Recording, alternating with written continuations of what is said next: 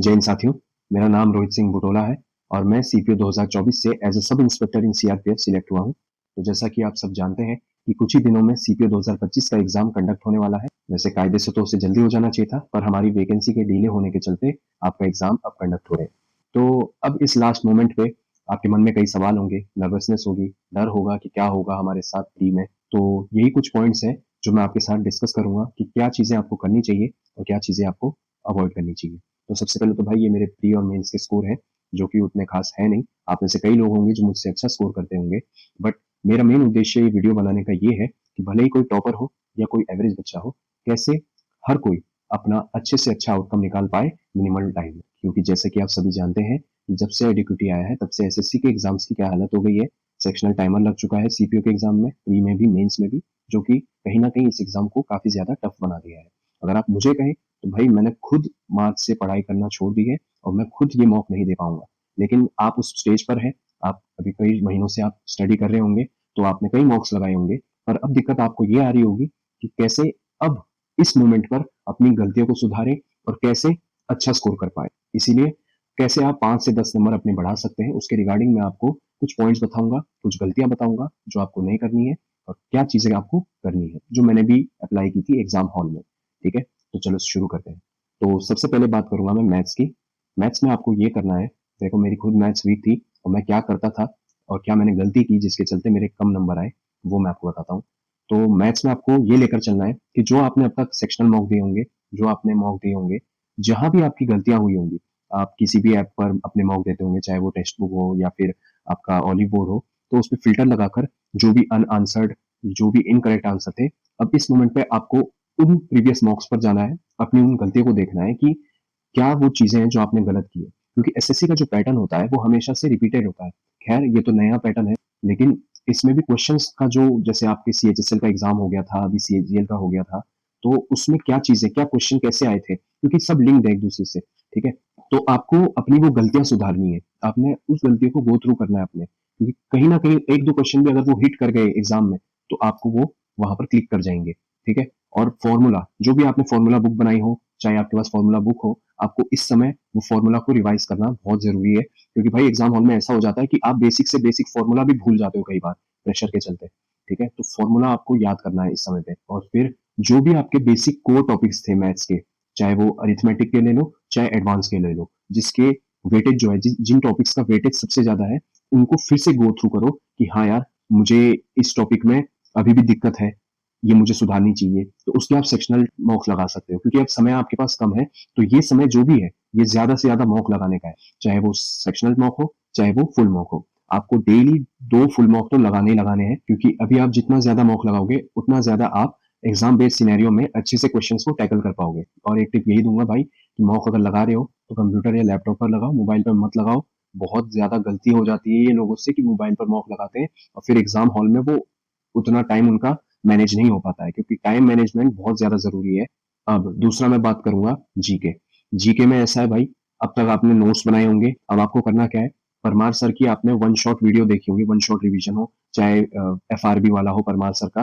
तो आपको इस मोमेंट पे क्या करना है, वो 3-4 घंटे की है, उसमें पूरा रिवीजन है, उसको 2x स्पीड पर देखो, जितना आप कवर कर सकते हो हर सब्जेक्ट का उसको देखो। क्योंकि अभी कई चीजें हैं जो आप भूल चुके हो जीके में, और वो देखकर आपको वो रिकॉल हो जाएगा।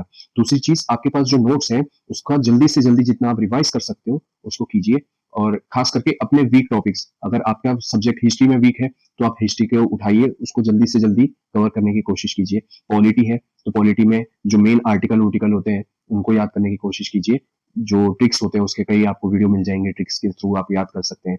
ठीक है, हो सकता है पैटर्न बदल गया हो तो अब वैसा ना आ रहा हो। एसएससी का जो फेवरेट टॉपिक होता था हमेशा से स्टैटिक जीके में, डांस फॉर्म हो गया ये सब, तो इसको वापस से देखना आप। ठीक है, और इसी में अगर मैं करंट अफेयर की बात करूं तो भाई करंट अफेयर लास्ट 1 साल, भाई आपको बोलेंगे 6 महीना, लेकिन मैं कहूंगा आपको 1 साल, लास्ट 1 साल का जो भी करंट अफेयर है उसकी मैराथन की प्लेलिस्ट पड़ी होंगी बतेरी, तो आप वो उठाकर देख सकते हो। मंथली देखना पहले, तो मैं कहूंगा 12 मंथ हो गए आपके, तो कोशिश करना इसको जल्दी से जल्दी देखने की, क्योंकि आपको मेन मेन चीजें देखनी है इस समय पर, क्योंकि समय कम है और आपको कोई भी नया सब्जेक्ट नया टॉपिक नहीं उठाना है इस समय। फिर चाहे आपकी उसमें तैयारी हुई हो चाहे ना हुई हो, चाहे वो मैथ्स हो, जीके हो या इंग्लिश हो या फिर रीजनिंग ही क्यों ना हो, अब ये पॉइंट पर आपको कुछ नया नहीं पढ़ना है, जो आप पढ़ चुके हैं उसको रिवाइज करिए। तो अब बात करूंगा रीजनिंग की, जो कि सबसे ज्यादा स्कोरिंग सब्जेक्ट है एक तरह से। और आपको भी पता है, जितना ज्यादा आप प्रैक्टिस करते हो, मॉक लगाते हो, उतनी आपकी रीजनिंग शार्प होती जाती है। इसमें हर कोई महारथी होता है। वैसे अब सेक्शनल टाइमर लग चुका है, तो इसमें टाइम कम करके भी फायदा नहीं है। लेकिन फिर भी कैसे आप 50 क्वेश्चंस कवर कर सकते हो, क्योंकि आपको अच्छा स्कोर रीजनिंग में ही करना है। अगर आप रीजनिंग में अच्छा स्कोर करते हो, तो ये आपका ओवरऑल स्कोर अच्छा कर देता है। ठीक है, तो आपको करना क्या है, एक मैं प्लेलिस्ट डाल दूंगा नीचे, मैथ्स मिनिया सर की। तो उनकी आप प्लेलिस्ट देख लो। अगर आपका कोई टॉपिक वीक है, जिसमें आपकी स्पीड नहीं है, उनको आप गो थ्रू कर लेना। वो आपको कुछ ऐसे टिप्स बताएंगे। कई टॉपिक्स में अगर आप वीक है, तो आपको अपना टाइम कम कैसे करना है, वो आप वहां से अच्छी तरीके से देख सकते हैं। तो अब मैं बात करता हूँ इंग्लिश की, जो कि सीपीओ में बहुत ही इंपॉर्टेंट सब्जेक्ट है। इसी के मार्क्स सबसे ज्यादा काउंट होते हैं आपके प्री और मेंस मिलाकर। तो कैसे आप इंग्लिश में अच्छा स्कोर कर सकते हैं, क्योंकि मेरी भी इंग्लिश स्ट्रांग थी। प्री में तो नहीं थी, मेंस में थी। क्योंकि प्री में मैं पढ़ के नहीं जाता था इंग्लिश, मैं उस समय ऐसे ही करता था, क्योंकि मैं इंग्लिश मीडियम से हूँ। तो जो पढ़ने में अच्छा आया वो ही इसका आंसर है, ऐसा मेरा हिसाब किताब था। लेकिन जब मेंस के लिए मैंने तैयारी की इंग्लिश की, जब रूल्स पढ़े, तब पता लगा कि हाँ यार, इंग्लिश में भी काफी कुछ चीजें हैं। तो आपको इंग्लिश में करना क्या है, तो जैसे आपके पास अगर किरण की बुक है, प्रैक्टिस बुक, तो उसमें आप सॉल्व कर सकते हो जो भी आपके प्रीवियस ईयर क्वेश्चंस हैं। कोई भी एग्जाम होने दो, चाहे वो सीएचएसएल हो, सीजीएल हो, सीपीओ हो, स्टेनो हो, जो भी मिक्स क्वेश्चन है उसमें से करिए आप। बाकी जो ब्लैक बुक है, जो कि रामायण है इंग्लिश वोकैब के लिए, तो उसमें जो टॉप 200 मोस्ट आस्क्ड क्वेश्चंस हैं, ठीक है, ईडियम्स के होंगे, वन वर्ड्स के होंगे, और आपके सिनोनिम एंटोनिम के होंगे। तो वो वाला जो सेक्शन है, वो आप अच्छे से गो थ्रू कर लेना इस समय पे। बाकी अगर आप वोकैब उस समय पढ़ रहे थे, अगर आपने इस तरीके से पढ़ा है कि जो आपको आता है वो आप टिक मार रहे हो, और जो आपको नहीं आता है उसको अगर आपने सर्कल किया है, तो बस आप उन गलतियों को देखो अपने, जो आपकी गलतियां थी, जो आपको वोकैब या ग्रामर में जो क्वेश्चंस पहले नहीं आए, तो उनको गो थ्रू करो आप इस समय पे। और जो भी मिनिमल टाइम में आप जितना भी ज्यादा कवर कर सकते हो, ज्यादा कवर करने से मेरा मतलब है कि वो चीजें जो कि हेल्पफुल होंगी, जो कि ज्यादातर जिसका वेटेज है एग्जाम में, वो पूछा जाता है, तो वो आपको जरूर से जरूर गो थ्रू करना है। क्योंकि वहां एग्जाम में ऐसा नहीं होना चाहिए कि अरे ये क्या आ गया, ये तो मैंने पढ़ा ही नहीं था। वहां आपको ऐसा नहीं आना चाहिए अंदर से। वहां ऐसा आना चाहिए कि कहीं ना कहीं पढ़ा है, और कहीं ना कहीं आप एलिमिनेशन, ऑप्शन एलिमिनेशन का यूज करके उसको अटेम्प्ट कर सकते हो। बाकी ये जो समय है, ये आपका पूरा एनालिसिस का समय है। जितना आप एनालाइज करोगे अपनी गलतियों को, प्रीवियस मॉक्स को, ठीक है, तो 2 मॉक्स लगाओ डेली एटलीस्ट। और जो भी आपकी गलतियां हैं उसको एनालाइज करो। चाहे आपने प्रीवियस मॉक कुछ भी लगाया हो, उसमें भी एनालिसिस करो कि मेरी क्या गलतियां थी। फिल्टर लगाओ उस चीज का, इनकरेक्ट अनआंसर्ड क्वेश्चंस का, और अपनी गलतियों को देखो और उनको रिपीट ना करने दो। तो ये वो 4 सब्जेक्ट थे जिसमें आपको क्या करना है क्या नहीं करना है, वो मैंने आपको बता दिया है। अब मैं आपको कुछ ऐसे पॉइंट्स बताऊंगा जो मैंने अप्लाई किए थे, और जो मुझे पता लगा कि मैंने गलत किया या मैंने क्या सही किया, वो मैं आपको बताता हूँ। ठीक है, तो भाई सबसे पहले तो सबके लिए चेंज हुआ है पैटर्न। ठीक है, एडिक्विटी अगर टेंडर आया है, सिर्फ आपके लिए नहीं आया है, हर किसी के लिए आया है। हर कोई नर्वस है, तो ऐसा डर पहले से अंदर से मत बनाकर चलो कि मेरा क्या होगा, कैसे होगा। ठीक है, हर कोई एक ही नाव में है, एक ही नाव पे सवार है, तो सब वैसे ही आए। और दूसरी चीज, जो एग्जाम प्रेशर है, जो नर्वसनेस है, आप अगर जाओगे एग्जाम सेंटर पर, तो उस दिन आपको बहुत सारे लोग दिखेंगे, बतेरे आ रखे हैं एग्जाम देने, लड़का लड़की, आपसे कोई बड़े होंगे उम्र में। तो आप सुनोगे, कोई सीजीएल देकर आ रहा है, कोई कुछ। लेकिन आपको अपनी तैयारी पे भरोसा रखना है, आपको खुद पे भरोसा रखना है, और ये मानकर चलना है कि भाई जो कंपटीशन है वो बस दिखने का है, जो कि रियल बात है। कंपटीशन असलियत में दिखता ज्यादा है, क्योंकि लोग ज्यादा है, लेकिन उसमें रियल कॉम्पिटिटर बहुत कम होते हैं, जो कि असल में तैयारी करते हैं किसी भी एग्जाम को लेकर। तो कंपटीशन सिर्फ आपके माइंड में है, आपके सामने नहीं है। अगर आप माइंड में सोचोगे, अपना 100% दोगे, तो सब अच्छा ही होगा आपके साथ। अब तीसरी चीज, एग्जाम हॉल से रिलेटेड।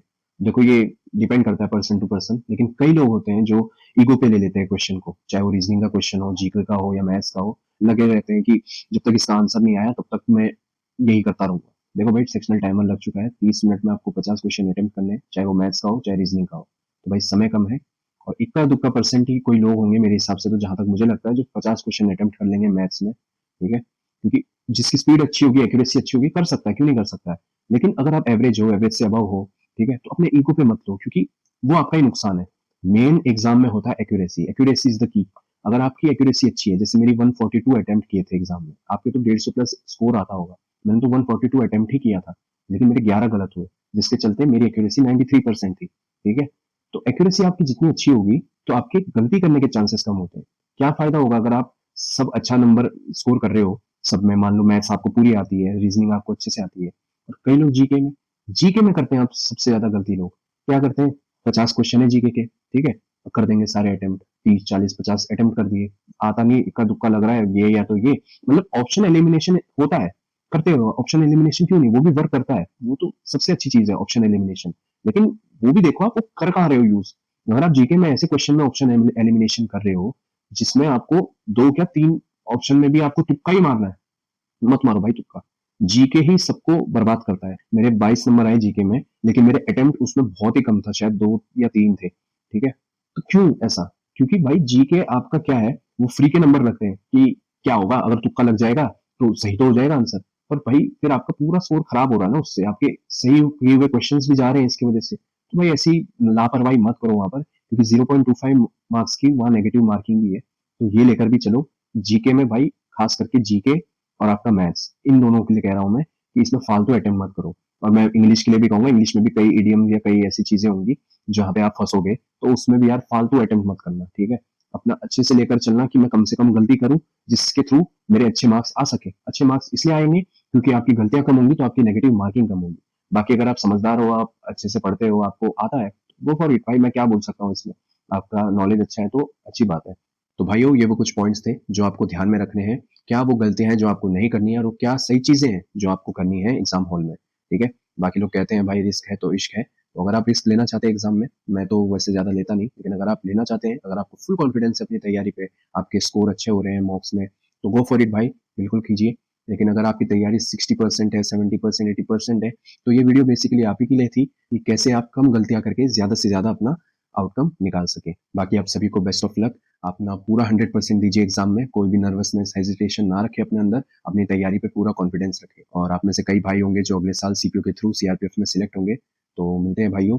इसी के साथ अगर आपको लगता है कि ये वीडियो किसी के लिए हेल्पफुल होगी, तो इसे लाइक कीजिए, शेयर कीजिए उनके साथ, कमेंट कीजिए कि आपको ये कैसा लगा।